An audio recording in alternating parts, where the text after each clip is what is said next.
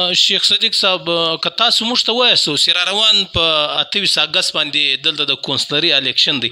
په دې الیکشن کې هم خاص کر له هره قومه بلکې له هره خاندانه 2-3 کسان ولاړ وي. نو له بدمرغۍ دلته کله جنګونه هم وسي، بدنیتیانې هم پیدا سي.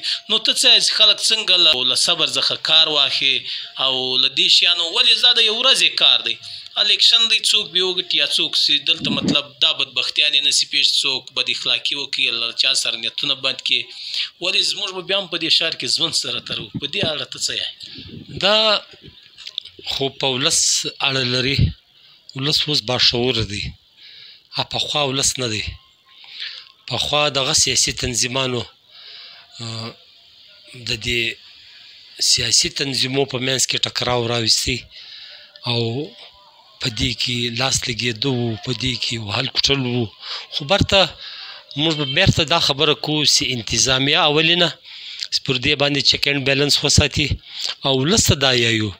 سبا بیا به دې سره ناستې ما او تا د دې وطن خلک یو، په کار دی چې موږ له حوصلې له صبره کار واخلو. چې کوم ولس نماینده نه دی خوښ، په خاموشي د خپل اوټ اچوي، په خاموشي د راوځي. ولس ته اوس د خلکو پہچان سوی دی. ولس اوس پخوانی ولس نه دی چې بیا لیا ټکراو راځي، لیا به دی ټکراوږي.